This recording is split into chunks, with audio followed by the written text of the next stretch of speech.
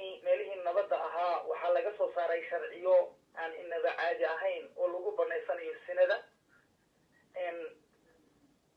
oo la leeyahay hooyadu haddii ay odaygeeda diido oo uu khasbo waa dambiile labadii qof ee isyeesha dambiilayaal ma aha sheekayga dhanka kale meelihii kale ee aynu naruurada iyadana ka sugaynay iyo dawladdii iyo wixii oo dhan waxaad moodaa inuu khilaaf ba-an uu ka jiro iyada dhexdeeda meel kastaba meel kasta yuu male cid kasta way taysataa sheekayga qarxii wuu sii laba jir baarmay ilmo yaroo arday ah weliba shareecada islaamka baranaya in madaxa xabad lagaga dhufto kuwa reerkoodii usoo adeegay oo baalashla ah in madaxa lagaga dhufto mid basaska iyo meeluhu dadka ay wax ka raacaan ka shaqaysanaya in la dilo xaaladahaasoo dhan qaraxuna waa iska halkiisii weli sheekayga waxaasoo dhan sheekayga waxaa ka daba yimid arrin argagaxa oo aan innaba soomaaliya meel laga maqlay ayna jirin markii laga reebo in hadallona looga sheego south africa iyo meelahaas sheekayga qof nool oo muslim ah inta shidaa lagu shubo in la gubo way dhacday sheekayga kelmadda bal soo dhawow allah ku barakeeyo. الحمد لله رب العالمين والعاقبة للمتقين ولا عدوان إلا على الظالمين وأشهد أن لا إله إلا الله ولي الصالحين وأشهد أن محمدا عبده ورسوله أما بعد السلام عليكم ورحمة الله وبركاته مرلبات ولا لها وحن سلام يا دارتا بركيسان عباد الرحمن كجرا كفا يستا ولا لها يجنا انترنت كإيو فيسبوك قاعد نجلس على دمان عدة أي كلمة يدو قارد دون طردن وإذن وضع السلامي بحمد الله وتوفيقه أي إلهي سبحانه وتعالى إسوسو كان عليي ولا ليال مالمهان وحيابها كدعيا ودن كاني ووحيابها بدن ومروغلة بعد دعيا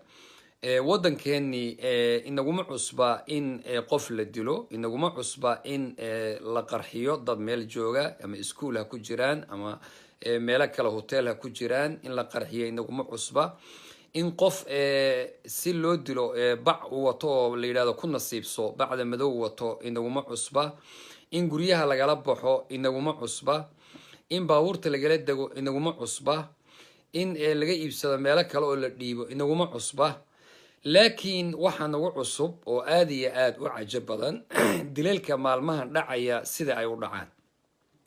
waxa nagu cusub qof muslima oo walaalkeen ah in la dilo oo la gubo oo waliba loo isticmaalo bir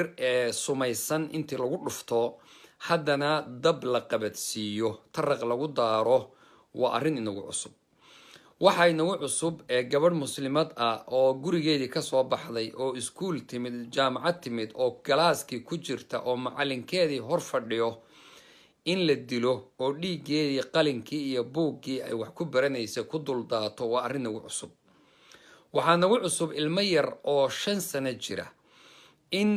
isagana lala tago oo lala baxsado oo la dilo oo isagoo meyd ah laga helo baabuur iyo meel bannaan oo lagu tuuray oo wax nagu cusub ilmaha yaryar ee 9 jirka gabdhaha yaryar ee iskuulaadka iyo dugsiga loo soo diray subaxii waa wax nagu cusub haddaba waxaan rabaa inaan iraahdo dalaalada ka dambaysa maxay tahay dilka noocan ah ee qaabka daran maxaa ka dambeeya waxaa ka dambeeya waa kow takhwiif iyo cabsi gelin inay dhacdo waxaa ka dambeeya in la yiraahdo deganaan la'aan baa jirta nabadgelyo xumaa jirta cabsi baa jirta waxaa taa marka ka dhalanaysa in jaamacaadkii la joojiyo iskuulaadkii la joojiyo dadku ilmahooda u baqaan guryihii lagu soo noqdo laga soo baxay 20 sano gurigii lagu jiray lagu soo laabto maxaa taa ka sii dambeeya waxaa ka sii dambeeya jahligu inuu faafo waxbarashadu inay joogsato qalinka in la dhigo buuggii in la celiyo in ay dadku taqadumkii horumarku inuu joogsado in meeshii laga yimid loo laabto 20 sano iyo 30 sano aan joogno in loo noqdo ayaa ka dambaysa oo arrintan ay leedahay maxaa dhiiri gelinaya oo yaa arrintan dhiiri geliyay inay dilalka noocan dhacaan horta dadka markii la cabsi geliyo oo wax naxdin badan lagu sameeyo ummadoo dhan baa naxaysa qalbiga ayaa jabaya himilada iyo taqadumkiiba istaagaya hime caaliyadii lagu jiray baa joogsanaysa. waxaa ka dambeyn kara inta dhiiri gelisay oo dhan baa ka dambaysa. waxaa ka dambeeya maamul goboleedyada ayaa la oran karaa nimanka mas-uuliyiinta u ah. ma aha maamulka kama hadlaayo, dad wanaagsan weeye gobolada dadka jooga, laakiin nimanka horjoogayaasha ah ee magacyada ka taakroon la siiyey, ee madaxweyneyaal la yiri, ee madaxweyne shaati weyn isu maleeyey, ee maaragtay dadkoodii ku qamaaraya, ee nabadgelyo xumo ku sheegaya, ee aan maaragtay ummaddu si looga caago, waxaa ku dhiiranaya markaa dadka wax magaradka oo dhan baa ku dhiiran. dilal xunxun oo qorshaysan baa la samayn, nabadgelyo xumo ayaa la muujinaya. waxaa ka qayb qaadanaya nimanka qaarkood ee dadka baarlamaanaadka ku jira ee sheeganaya inuu baarlamaan yahay, oo u dhaartay, oo kitaab uu ku dhaaratay, oo dalka u dhaartay, oo dadka badbaado u dhaartay, oo taqadumka u dhaartay, oo haddana dhahaya mas-uul anigu kama ihi, ciddii ka abaa ka ah. waxaa su-aalo la isweydiinayaa ninka baarlamaankee $3,000 qaata isagoo baabuur cad oo qafilan ku jira, oo guri mukayaf iyo ac-la ku jira,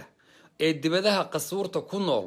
ee lacagtiisu u ururayso, ee ugu soo dhacaysa akoonkiisa $3,000 gunni iyo fulaan markii laga tago, hadduuna mas-uul ka ahayn ee dhaartay ee kitaabka gacanta saaray, ma askariga $100 qaata een dhaaranin ee miskiinka ah ee gaajaysan ee jidadka taagan kaa miyaa mas-uulka ah? hadduusan ka ahayn madaxweyneyaasha kuwa sheeganaya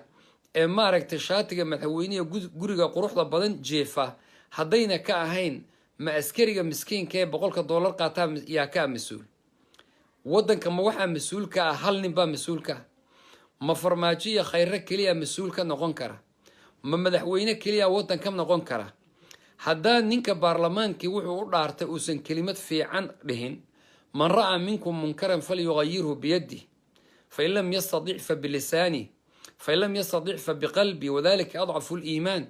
haddaan kelimada fiican ninka baarlamaanka laga helin, haddaan kelimada fiican culimada laga helin, haddaan kelimada fiican salaatiinta iyo dheergaradka laga helin, haddaan kelimada fiican gabdhaha Soomaaliyeed laga helin, haddaan kelimada fiican dadweynaha ayna ka imanin, haddaan la dhiiri gelinin, haddaan maaragtay la taageerin ninka mas-uulka ah, sidee nabadgelyo ku imaan doontaa?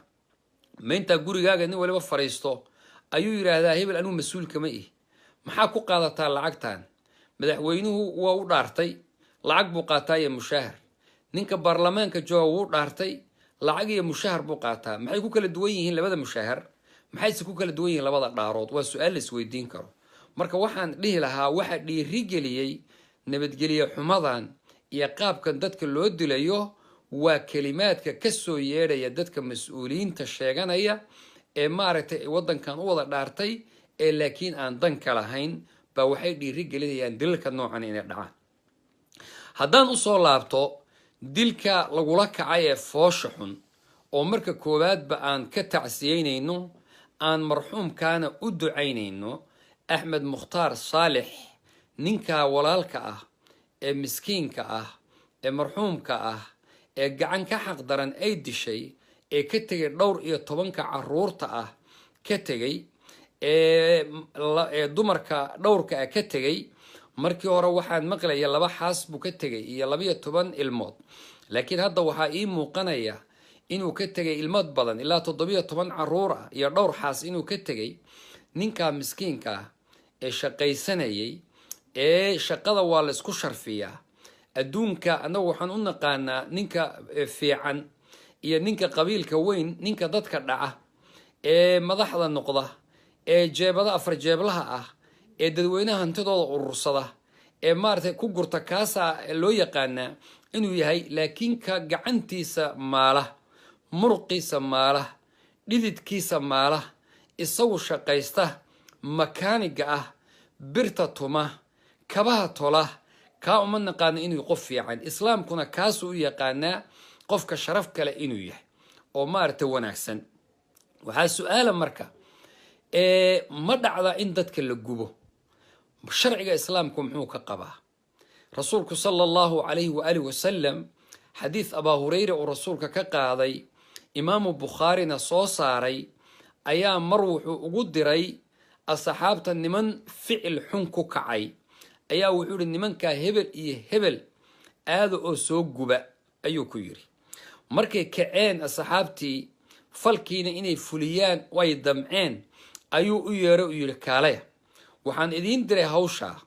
waxaan idiin sheegayaa inuusan xarqiga iyo gubitaanka samayn karin cid aan alla ahayn alla arrintaa iskale ma samaynaysaan ee si kale xalkaa usoo fuliya oo ciqaabkooda iyo qisaastii dil kale oo caadiya ha lagu sameeyo wuu ka soo celiyey rasuulku sala allahu calayh waali wasalam xadiidka la xusuusto oo isaguna ka hadlaya in rasuulku uu yidhi sala allahu alay wasalam jamaacada iyo fadligeeda isagoo tilmaamaya masaajidda in salaada lala yimaado isagoo tilmaamaya ayaa wuxuu yidhi waxaan doonay inaan salaada idhaahda ha la aqimo oo intii la aadaamo oo loo aqimo qofna salaada dadka sii tuji aan dhaho aniguna intaan jamaaco iyo gruubka haysto oo xaabo aan guranno niman aan salaada imaanaynin inaan guryaha kusoo gubno sidaasaan damcay laakiin rasuulku sala allahu calay wasalam ma fulinin arrinkaa wuxuuna xusay in ay gubitaanku ay tahay umuur alla u khaasa oo dadka aan lagu samaynin billaahi calaykum dadka soomaaliyeed ee ku dhiirada inay yidhahaan qof walaalkooda oo dariskooda ah labada guri ee dadkan ninkan dilaya iyo ninka la dilay hal boos baa u dhaxeeya marka dadka sidaa dariska ah oo jaarka ah oo xaqa isku leh oo soomaaliyeed ee walaalaha ah ee qaraabada ah ee isku afka ah ee isku diinta ah ee isku jinsiga ee isku dhaqanka ah dadka sidaa intay dileen oy bir sunla lagu dhuftay oo la dilay haddana la gubay haddana isagoo gubtay lasii garaacayay billaahi calayka ficilka noocaasa muxuu ka tarjumayaa akhlaaqda noocaasa maxay ka tarjumaysaa maxay sheegaysaa maxay arrintaas ka dambeeya baa la odhan karaa ayib ma dhici kartaa in qofka la gubo sharcigu mar ay suuragal tahay ma jirtaa waxay dhici kartaa markuu qofku isagu dadka gubo ayaa isagana ficilka qisaasta lagu samayn noqon kartaa in la gubo qofkii tacaddi idinku sameeya faman ictadaa calaykum factaduu calayhi bimithli ma ctadaa calaykum rabbi subxaanahu wa tacaala ayib wain caaqabtum facaaqibuu bimithli maa cuuqibtum bih walain sabartum lahuwa khayru lisaabiriin oo waxaa la yidhahdaa jazaha abaalmarku waa sidiisii in qofka isagana lagu abaalmariyo qisaasta qofka nafta gooya nafta in laga gooyo qofka isha qofka ka tuura isha laga tuuro kii gacan jira gacanta la gooyo yacni waa qisaasta rabbi subxaanahu wa tacaala walakum fi lqisaasi xayaa waana sida lagu noolaan karo haddii kii dadkaa gubay la gubo ma u malaynaysaa dad dambe inuu gubaayo ma u malaynaysaa dad dambe in lagu dhiiranayo marka ficilka keliya oo culimmadu ay sugeen oo la ogolaaday waa qofka isagu ficilka xun ee shanica ku dhacay ee sameeya in isagana lagula kaco oo ummadda laga joojiyo sidaas ayay maaragtay dadka culimmadaasi ay u ogolaadeen imaamu maalik uu ka mid yahay iyo ahlulmadiina imaamu shaafici iyo asxaabtiisu ay ka mid yihiin axmed binu xambal iyo isxaaq iyo dhammaan ay ka mid yihiin sidaasay maaragtay jumhuurulculamaa qofka samayn karaay sidaasay samayn waxaa la sheegaa asxaabu rasuulillah qaar ka mid a inay cali bin abi aalib iyo niman ficil xun ku kacay oo qaab daran inuu isaga naftiisu mar fatwooday uu yidhi ha la soo gubo oo ficilka isaga ee abubakar baa saa sameeyey waa la yidhahdaa khaalid bin waliid baa la sameeyey waa la yidhahdaa laakiin marka loo laabto qisaskaas waxaa weeye daciif baa ku jira iyo ducfi xitaa qisada cali haddii lasoo qaado waxaa la odhan karaa cali bin abi aalib xadiidkan inuusan gaarin ilan axaadiista asxaabtu ma wada haynin oo nahyiga rasuulku una gaadhin baa laga garan karaa in halmaan uu yimid baa laga garan karaa in ama ijtihaad marka isagu uu sameeyey oo saxaabigu waa ijtihaadi karaa hadduusan marka masalada nas u haynin ijtihaad bay noqon kartaa laakiin mujtahidku marka musiib weeyo isagu dembi kuma laha hadduusan markaa xadiid marka laakiin suuragal ma aha asxaabu rasuulillaahi iyagoo xadiid cad iyo nas cad masalada u haya inay iyagu garamaraan ayib haddaba walaalayaal ficilkaasi waa ficil aada iyo aada shaniicu ah waa ficil foolxun waa ficil aan rajaynayna inuusan mar dambe aynaan maqlin oo dhagaheennu aynan maqlin وفعلا رنتي قف كستو الصوماليات أو مسلمي وكتعسينيو أهل كا يقبلهاس ونكاس كجيريودي مرحوم كالا دافيي iyo maaragtay caruurta tirada badan ee masaakiinta ah ee agoonta ah ee ka dhinteena ilaahi subhanahu wa ta'ala ban u weydiinayna badal khayr qaba inuu rabbi siiyo agoontan alla u badbaadiyo dadka Soomaaliyeedna meel ay joogaanba mas'uuliyad ba agoontan naga saaran insha Allah ta'ala umurtoodana waa u kici doonaa hadii alla idmo gabdho badan oo barakaysan oo qololyow jooga ayaa meel badan runtii maanta naga soo wacayay oo ilmaha in loo kaco oo loo istaago oo wax loo qabto ayaa maartay ku baraarugsan Allah subhanahu wa ta'ala haydan barakeeyo arinta labaad oo raba inaan ishaaro waxa weeye falkan iyo dilkaani muxuu ka kacay falkan iyo dilkan wuxuu ka kacay wiil iyo gabar Soomaaliyeed oo dhalinyaro ah oo da'yar oo gabadha aan ku qiyaasay taqriiban markaan arkay inay da'deedu tahay aan isiri malixya toonba mise waa 17 Allahu a'lam ma arag meel ay ku qoran tahay laakiin sidaasaan ku qiyaasay wiilka waxaan ku qiyaasay 19 jir ilaa 20 inuu u dhaxeeyo ee dadka da'da yar yar ee dariska ah ee walaalaha ah ee soo wada koray ee is yaqaana ee muslimiinta ah ee Soomaalida ah ee isku afka ah dadkaas ayaa damcay inay iskuursadaan wa ficlan iskuursaday oo maaragtay isdoortay oo isjeclaaday kadibna taasuu falku ka yimid oo la isu diidana waa wiilka la yiraahdo Maxamed Cabdiraxmaan Mukhtaar waa wiil yar oo dhalinyaro ah oo mutaadib oo edeb badan oo tawaaduc ka muuqdo oo maarta akhiyaarnimo ay ka muuqato waa gabadha la yiraahdo Ruqiya Cabdullaahi Maxamed gabadhaas runtii kalimaadkeeda waa arki kartaan waa gabar yar oo da'yar waa gabar diin ay ka muuqato waa gabar xijaaban waa gabar xushmad iyo ay maarta xishood tira badan